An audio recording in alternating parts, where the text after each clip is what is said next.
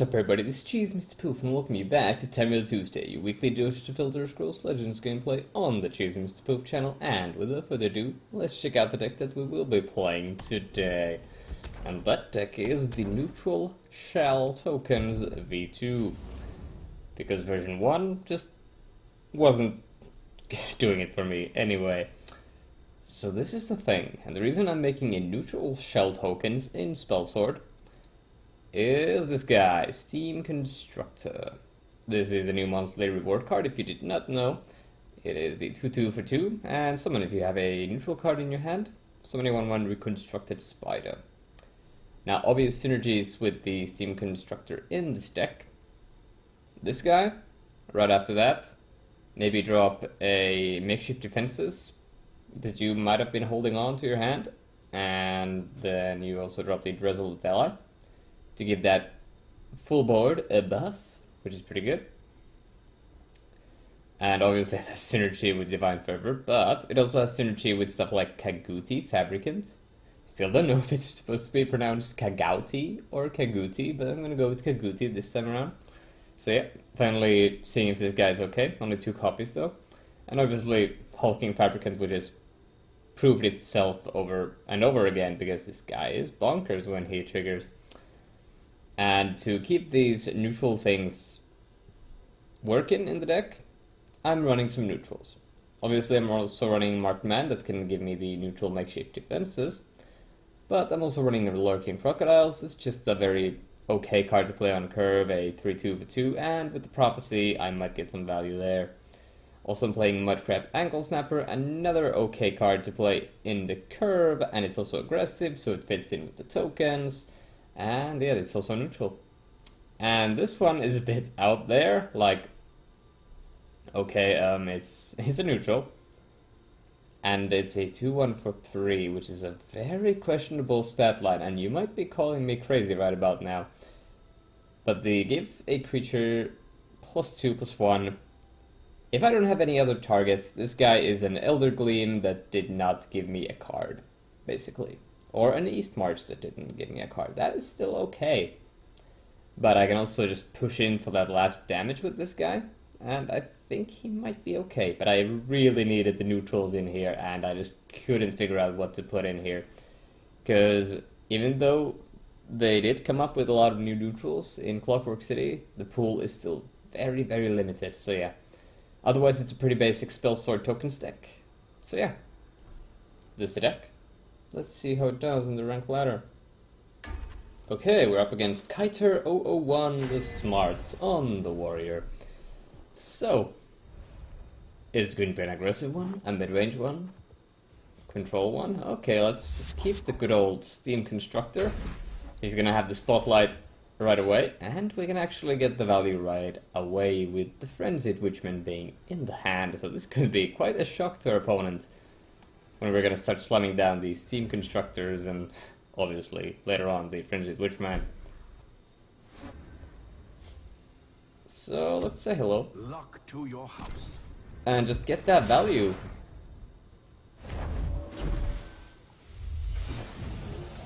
No, there's a few ways we can go with this depending on what he plays.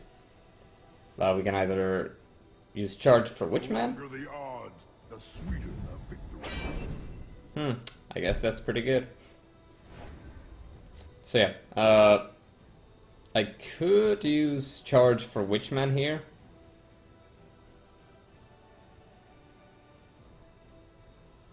But I don't know if it's as... I mean, I could use Witchman, buff this guy, he can trade in here, swing in for 2.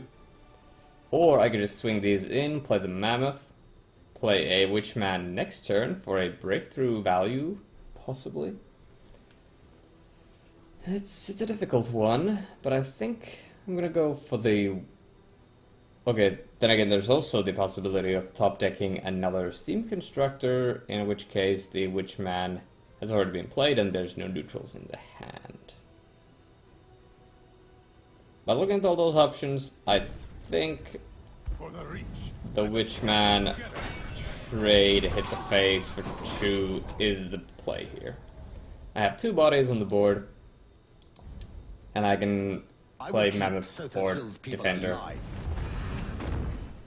Since he played a 3-3, I'm probably gonna have to use a charge for a Hive Defender here. See? We get punished. We draw the Steam Constructor. But yeah, Back where you came from. last minute save there. Almost played Hive Defender after the Rune Break, which could have been a cast out, and I would have been denied a hard time. It could still be a cast out. Mummify is also pretty bad. Repel the outlanders. But he goes for the trade, so I think we're just gonna let him do that. And maybe develop the pack leader here.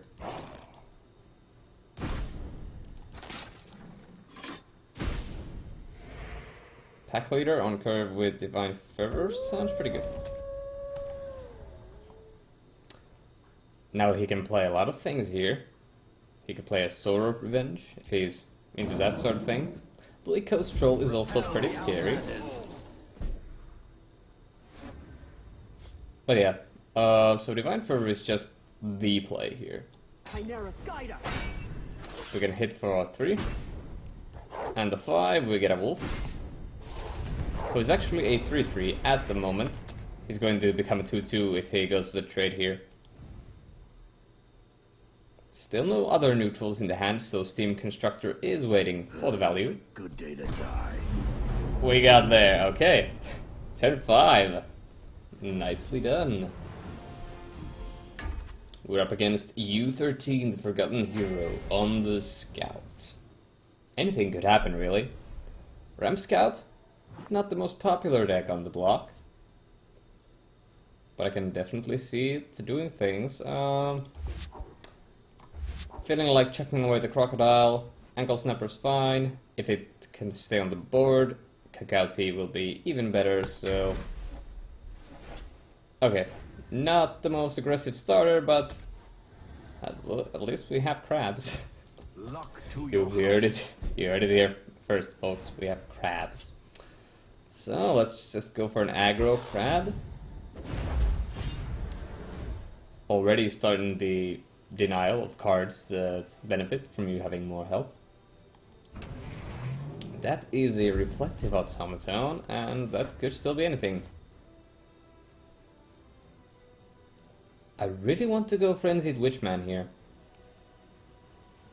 And play the Witchman in the right.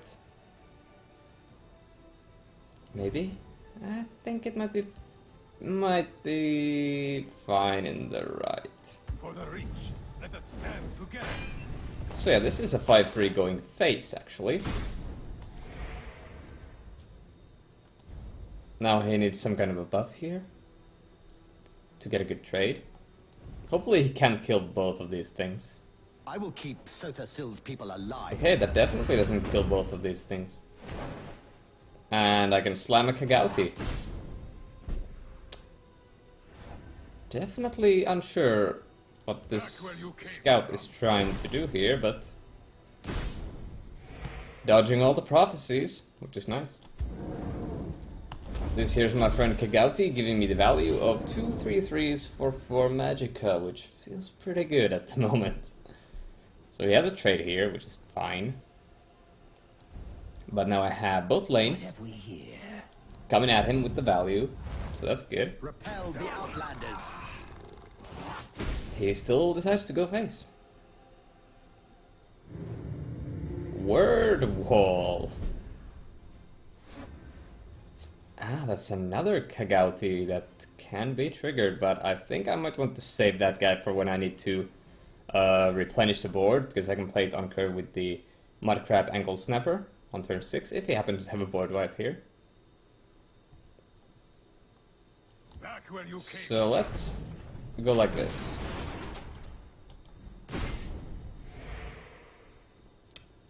And I think the play here is just Bruma Pit Lion. Deciding to play Bruma on the left here. There's a plan. There's always And a Pit plan. Lion on the right. Because he could have just hit Pit Lion and then done some shenanigans to wipe my whole board. I'm afraid of the Drain Vitality, but wait, I mean I do have 2 3/3s. Okay, so he's definitely digging for the Drain Vitality combos here. And now he should have level 3. But he still needs to hit my things in order to full clear the board with that. Which is a thing. Okay. Oh, so he did not have the full clear. In shadow. Interesting.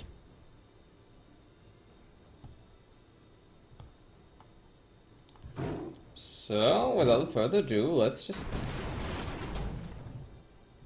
hit the face for what we got.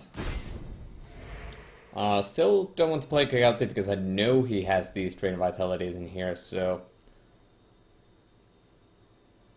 I think it's just a Pack Leader or Mammoth turn here.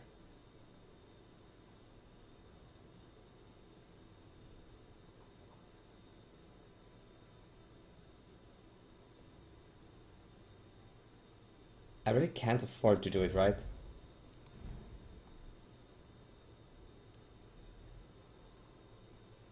Pack Leader?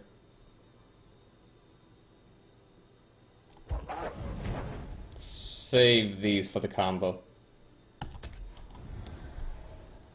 Okay, hopefully he doesn't have Drain Vitality.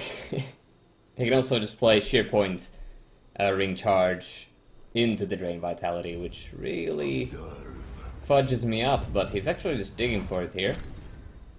I'm gonna assume he found it, right? No, he's soul tiering for what, a word wall? Just to... It's a good day to die. We pull another victory. Amazing. Lechiki, the Dovahkiin, playing the mage. Hopefully not support mage, because that's one of my least favorite decks to play against. Granted, I have not played the deck myself, so I can't say if it's unfun to play, but I do like Resolute Allies, so I think I might just keep it here. Yikes, that's a bad hand. Luck to your house. We need a 2-drop or a 1-drop. Did you hear that? Oh, it's Token Mage. That makes me feel a little better, although this is a very late hand I'm using right now, so that's bad. But I can ring in a Mammoth. There's a plan. There's always Okay. I'll take them with me. Off to a strong start already. Steam Constructor doesn't have a dude to trigger it, so I have to just play the young Mammoth here. Contesting the left. Now he can just trade into it and play some of his own things, or he can play a Resolute Ally. This might hurt. Steadfast, brothers. And he hits it. Does he just go for a trade with the 4-3? Or does he have other plans, like going face? You won't foil He my goes for the plan. trade, I'll take them which with does me. make sense. And that's an East March, not very useful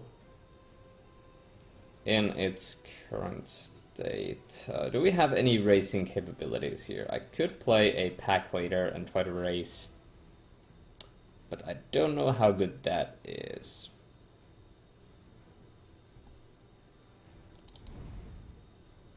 Then again, what do I put here to contest? I mean, if I slam the Pack Leader here, he can hit with the 3-3 and the 1-3. I mean, I guess that's fine, because the token deck doesn't want to be doing too much trading, right? I should know, I'm playing one. Okay, so perfect scenario, we draw a neutral card. We can play Steam Constructor and Resolute Ally in the left. Let's see what he does here. Bolt kills it, and he can just swing in for the face. We do have crocodiles as prophecies, so that could help. But yeah, I definitely don't like this late start that we're having in the hand right now. Training is over. Okay, It's time that can to be act. scary. Very, very scary. Soldiers report. So does he trade or not? This is actually a very interesting choice. He does go for the trade. And does he break it? He does not. Okay, that's actually pretty helpful. Now we can get the Seam Constructor. Ring into Resolute Ally. And hopefully we hit this Resolute Ally here. Because we really need to get ahead. Okay. So it's either a endurance card like a Mammoth or one of the neutrals. But we still have a trade here, so unless he plays Hive Defender, we still have things we can do.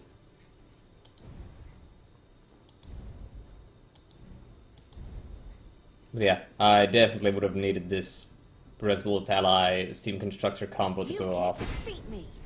Okay. Into the breach. Oh, it was a Frenzied Witchman on the top. So, rake another. It really seems like you're building towards a Hive Defender here, or maybe... Sure, a Black Dragon. Yeah.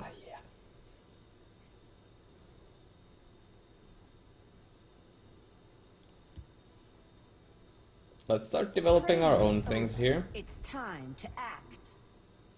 For the reach. Let the Buff that up so it doesn't die immediately. You can't We get a defeat favorable here, and an okay one here, and hit the face with this.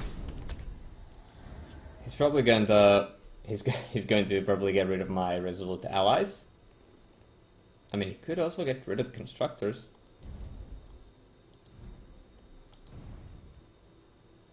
But yeah, I'm forcing a double trade here if he wants to get rid of my 5th Legion Trainer.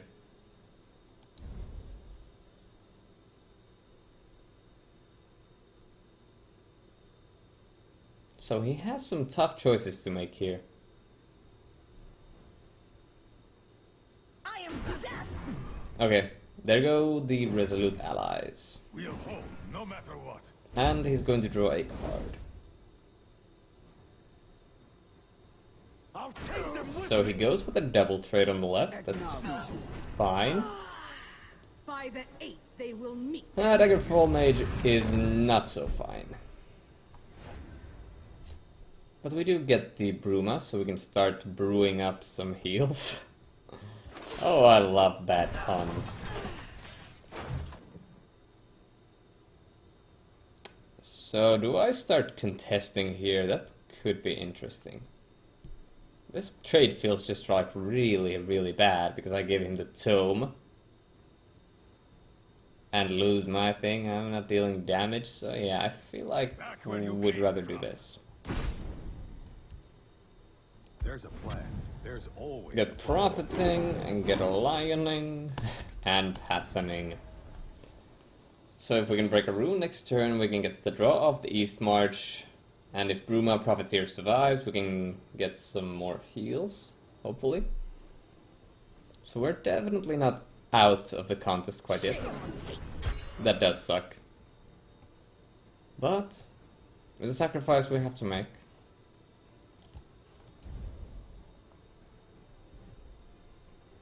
Frenzied Witchman, not the worst card right now.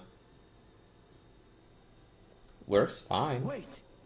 Did you hear that? Okay, that's a tiny bit annoying. But it's not too powerful, so that's actually fine. And I don't mind hitting down a defenses with the Bruma. Ooh, Hive Defender I do mind.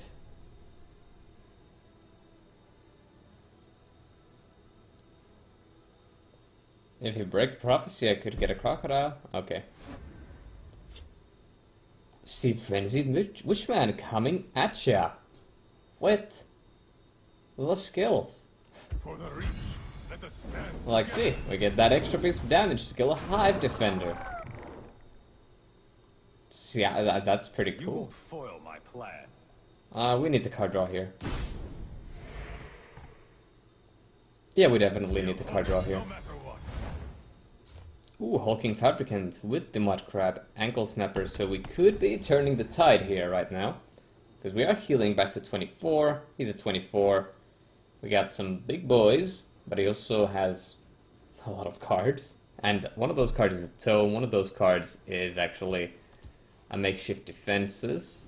So he only has 3 actual cards I have to worry about. Potentially 4 if he draws a card with a tome.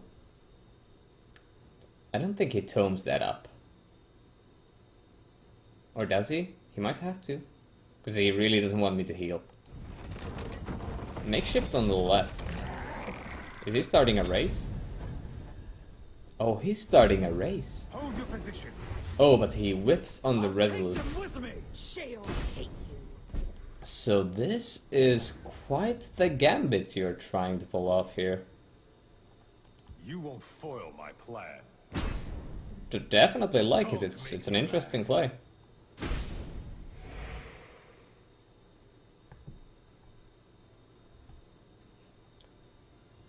Alrighty then.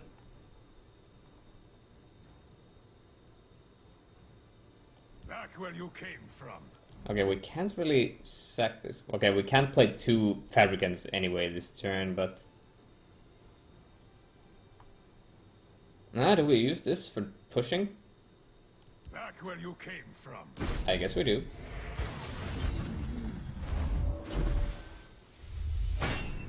And I will proceed to play the Mudcrab Ankle Snap because he just gets a good trade here.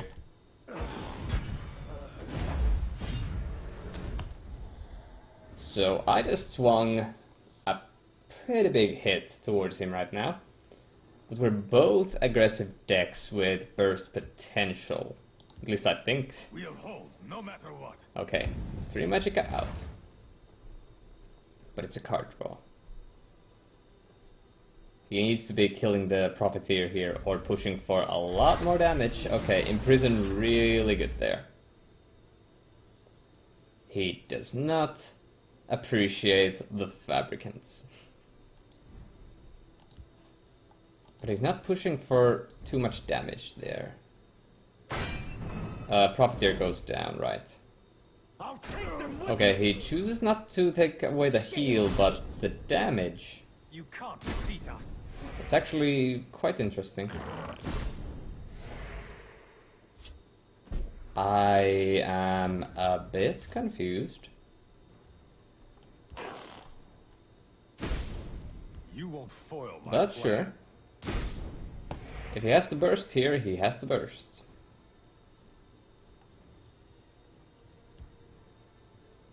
We'll Let's hold, first no draw. matter what. That does not seem bad.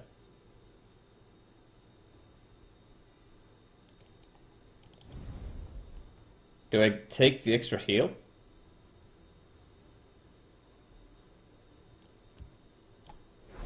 I definitely take the extra heal. Your orders.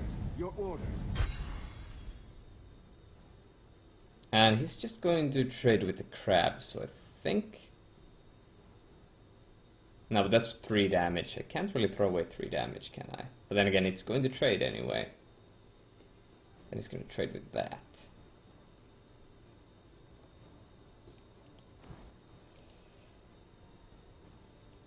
Yep, I'm gonna make this choice.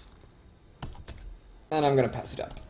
I also realize now that by sacking the crab I did not have a neutral in play and I don't have an 8/8 anymore.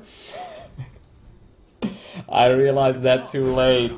Oh no, this Shall take you. is really bad. Don't make me laugh.